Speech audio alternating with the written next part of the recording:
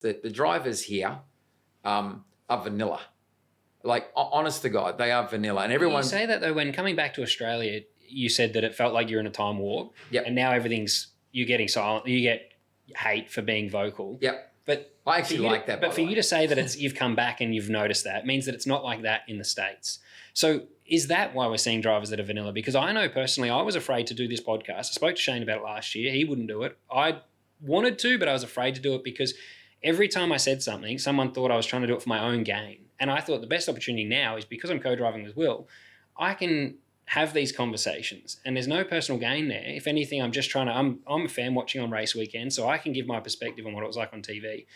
But I do feel like here in Australia, the fans can be quite critical of whether it's a tall poppy thing, but sometimes we do get some hate. So I don't know that it 100% lies with the drivers why they're not speaking out, because you speak out, you get beat up. And you see characters now like Chaz and those guys where they're personalities, but they're always positive personalities. We rarely see them speak out or be controversial, and that's what I think we're missing. Yeah, because there's no line. There's this, no social hate, right? There's this line that someone's put in, and what may be hateful in your mind probably isn't hateful to me, right? Mm. But I'm supposed to feel bad for you. It's like what you find offensive. Yeah, exactly. So you're offended, sorry, so I should be that. offended with you. And I'm like, but I'm not. I don't think. And so a lot of the fans, if you come on my Facebook, you'll see I try to respond back to them. Yep. And a lot of them are in some people's minds are hateful, but I don't see it that way. I actually find it quite funny and quite amusing. Now, Australians have a unique approach to life, right? And we've got to remember that, right? Again, the Australians that I knew 20 years ago have a unique approach, and that is in your face. And it's one of the reasons, by the way, why we've done so well in America, right? Americans basically, they're the smiling assassins, right? Yeah. Australians come in, they tell you how it is, right? Whether you like it or not, I don't really care, but they tell you how it is. You come back here and it's almost like this movement, this woke movement where you've got this fluid, like, oh, that upset me, right? And I'm like, well, okay, but it didn't upset everybody. It might have upset you. Yeah, and the minority, the meaning of it. The minority now has the majority control. And for me, that's the problem with supercars. And I want to see the drivers get out there. I mean, I know a lot of these drivers personally, right? And the personalities that I see, you don't see. Yeah. Right? And they are restricted, right? And they are reserved in how they approach things because a sponsor might be upset with what you say. And I'm like, for boost, I'm like, say whatever you like. Typically, when we have done things like live streams during COVID, like for me, I did that a lot where we did some races online with Shane and stuff. And that was where Apex Hunters United started. But I was surprised. I've always been not reserved, but I have bit my tongue publicly. I'm the type of person that I am a bit polarized. I do know that there's a reputation of sometimes being hard to work with because I will say the most uncomfortable thing if I feel like it needs to be said. If I'm in a boardroom or if I'm in a debrief after a race and I feel like something needs to be said, I'm going to say it. But I felt like in COVID, when we started to just be ourselves online, I was blown away the fans' reaction, because you could communicate directly with them through Twitch and live streaming. And they were actually supportive of us being ourselves. Like Shane started to open up. I think we left it too long after COVID and we started to go back into our hole a little bit, into our shell. But during COVID, I was actually surprised how much the fans did enjoy seeing us drinking online, being ourselves, saying some dumb shit, doing some dumb things, and showing a personality. I agree with Pete. I think that we have gotten soft in a way. You're worried. It's not supercars silencing us, or anything like that. They don't mind at all. It's all the drivers are worried about what the fans are going to say. You get one or two bad comments and you're going, oh, is a sponsor going to be happy with what I said there, or is this going to be right? So, I think that I was thinking about this recently, and I think as a driver, I'm quite a happy person. I want to make sure that everyone enjoys it and all that sort of stuff. But are we getting soft that, if we get a couple of bad comments or say something that the minority will be unhappy about, we don't say it. So do we need to harden up as drivers and go, I'm going to say that, and even though it's going to be the minority, they make a lot of noise, they comment a lot, just not care about it. And you really need the support, though, because that conversation said about the US team owner, I got threatened to be fired that day. The phone call was pretty fucking hard. I had to talk my way back into actually racing the next weekend because of something I posted online, right? And it was... I was 21 or whatever, 22. And, I thought it was funny. I was being myself and posted something. And that was the first time, I think it was nearly 8 months till I posted again. I was terrified of, so you actually need the support of someone like Pete though, who's a brand that wants you to be yourself. But it's not always like that. And I think Formula One's lucky now because they're bigger than the brands almost. Formula One's want to be involved with that. Whereas the commercial landscape of supercars probably isn't as strong. But the irony is, and I love this, when you come back to Australia, you just drive down the road, right? You cut somebody off, right? That person will scream as if, if they had a chance, they'd try to kill you, right? Yeah. And I'm sitting there, and so when I look at social media, it's no different, right? Yeah. It's almost like you've cut them off, you've upset them, and now they're going to scream at you. We don't go back and look at what that... I mean, the second that person says it, we drive off, we forget about it. Yeah. But somehow, because it's a comment on social media, it stays there, right? Mm-hmm. And then other people start to add in. So it would be basically like I cut off somebody and then 8 cars behind start yelling at me, right? And so this mentality of we've been used to it, right? And so the social media platform does allow it to expand. But again, I don't care what people say. And you know why I don't care? Because at the end of the day, I want them to come out. And the frustrating thing for me is that the word hate, this social hate thing, and I give Chaz a hard time about it because I know he's got no social hate. And he actually picked me up on it the other day. But my point is, what is hate?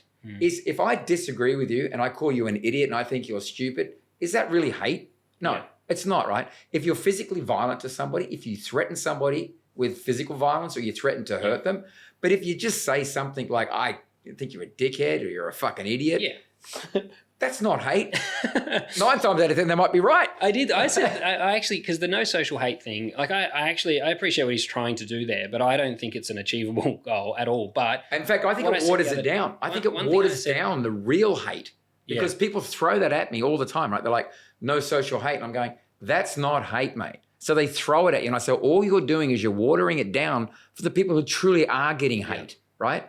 And I said, that's what you need to watch because when you draw a line down the middle, right, and you say that's what's acceptable and that's not acceptable, everybody has a different line. I think on social media, though, it's good to encourage those that have something positive to say it because often people only say the negative and it's usually the minority still, but we don't hear the positive because if someone's got something nice, they don't typically say it. Like they don't. Yeah. So I would say, I said this in the last podcast, I think it was, that I would just encourage people to say a positive thing if they've got something to say and let the negative still be there because you're never going to stop it. Can I hold you up on that one? I'm wrong there. All right, I'll tell you why.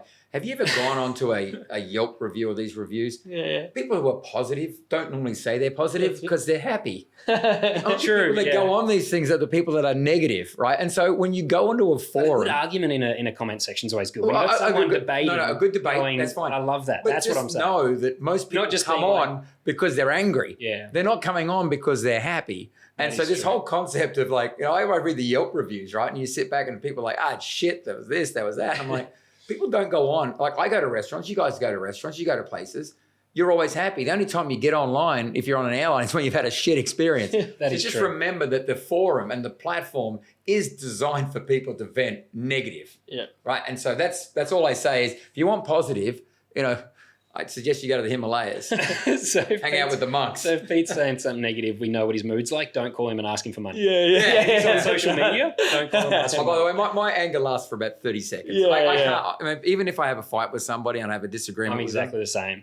2 minutes later, you leave that room. And 2 minutes later, and again, I've had obviously the battles with Brody, but if Brody rang me tomorrow, I'd probably go, okay, Brady, what's going on? Because I do want to be honest, that was probably the biggest thing going back in my career with this social stuff and everything was the Frosty thing. Over at New Zealand. Yeah. We had a crash. I got into him a bit. There was no, apart from what happened with Barry and they're unhappy, but we had words. I got quite angry, but I thought it was good showing a bit of passion, Frosty came in and I think it was only a week later I saw him. I'm like, I don't really care, mate. Like it was just that thing. But then I got it roasted for getting angry at him for punting me off at 250k an hour, which I think should be allowed. When I think back now, I'd probably go, I'm not going to get up him because I just got torched for it all online. Your own arrangements. That's right. Yeah, that's right. Like I probably did make my own arrangements, but at the end of the day, I think there needs to be more stuff of like what happened there 100%. To make a bit of controversy for it to hit media and all of that sort of stuff. But now, because of what happened then and the comments and everything, someone takes me out, I just go, whatever. Even what Barry did though, you got to tune up for pushing Frosty. If someone walks in your house, you knock them out. I'm like, you walk into someone else's garage knowing that you got mechanics around and everyone's going to be on their driver's side. So just go in knowing that you might get a shove or a punch, and that's on you. Again, you just got to remember that the environment that you're playing in, the audience that you're talking to, people that go to a comedy show, right? Yeah. They go there to laugh, right? Yep. If you're going to go there and you're going to get offended, right? If you go there with a sensitive approach to life, you're going to get offended. The audience that we have in supercars that goes online is that audience, right? And so if you don't want to play in there, delete social media and get out. But again, you can't take it personal, right? And if you're as a sponsor, you can't take it personal, right? I would rather him say something, right? And have all these people come in and basically disagree with him and argue and call him this and call him that. You know why? Because they're talking to him. Yeah. As opposed to, and this is the part where I talk about the vanilla approach, right? Most of those drivers up and down pit lane today, you don't know who they are. No. You just do not. And I know Supercars trying with these videos that they're now running where they basically run, here's a driver and this is what they're all about.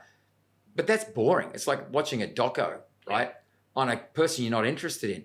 I'm more interested in what they think, what they feel, right? They've got to be angry, right? You're a race car driver, for God's sake. Well, you've worked with me enough when you were sponsoring Walker Tour. You've seen me blow my top. Yeah, I've seen you when I used to walk back to row 17. Because Ryan wouldn't give you a car that would work. I go all the way back there to see you and James. You were first to the podium at Melbourne Grand Prix, though. And I was like, and I'd say to Ryan, what the fuck is going on here, Ryan? And we're a sponsor. We want to be close to the front of the grid. And I remember you and James, you were fucking angry. You're like, this is shit. We should. But we never saw that, right? Because we never saw how you felt because it's like the team wouldn't let you basically air the fact that you were fucking pissed off. But let's face it, if you're 17th and 18th in a car, right, and you don't say anything, everybody knows what you're thinking. Well, half the time, I said this to Frosty walking to a signing session last year. I was actually battling with the fact of just bullshitting all the time when you go upstairs. You go to the corporate suite and we were having a really hard time. We'd both ran out of fuel at Bathurst. It was an absolute disaster. Frosty had a contractor engineering his car at this point. It was going bad. And I said, I'm finding it hard to just go up and be positive all the time. Like I was genuinely having a battle with I feel like a compulsive liar at this point. And I didn't want, and I started to just from Gold Coast on, I was as honest as I could be in the corporate box. I stopped and it was like, it doesn't go down that well, but then I think it's respected as well because people feel your pain and it was getting to the point where it was fucking hard. Like I didn't want to go to a racetrack anymore. And so you have a bad weekend, you rock up to the corporate suite and to polish that turd, it's not good, and I didn't feel right about it anymore. And I think that I've got to that point in my career where I actually can say I think people do respect us being honest about it because they can appreciate the fight. We're in it for the highs and they are few and far between, even though yours are quite regular at the moment. But I think it is important to vent it and let it out because I definitely felt a lot better about it. And I was surprised I didn't get really any heat back. The owner didn't like it so much, but the sponsors actually were coming up and having good conversations. We were having proper conversations. This may be controversial, but it seems to be acceptable to cry as a driver for disappointment. Yep. But it's not acceptable to be angry because of disappointment. And to me, that's a big issue, right?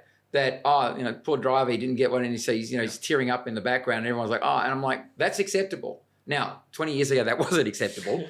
And I'm okay with it, right? If you want to show an emotion, I don't care whether it's a tear or anger, but be allowed to show both emotions, not just the one that makes everybody feel really, really good and makes them, cuddle their blanket. Yeah. I want to hear the driver that isn't happy, right? And is angry about what happened and explodes, right? And then don't apologize afterwards because I'm not looking for an apology. The fans aren't looking for an apology. Like a driver should never have to apologize for ever on the radio. Never, ever apologize. I did it. I said it. Done, right? I did it at the heat of the moment. I'm moving on. Yep. Let's all move on. And then what they do is they just water it down because everyone's like, you got to go out and apologize for that. And I'm like, well, why? It's what I felt at the time, right? And again, I think that's the things that you really need to drive. But just look at the drivers now. And I'm sure they've got great personalities. They do. Will and Brody. All of them, yeah. All of them have, but you just don't see it. Yeah, for sure.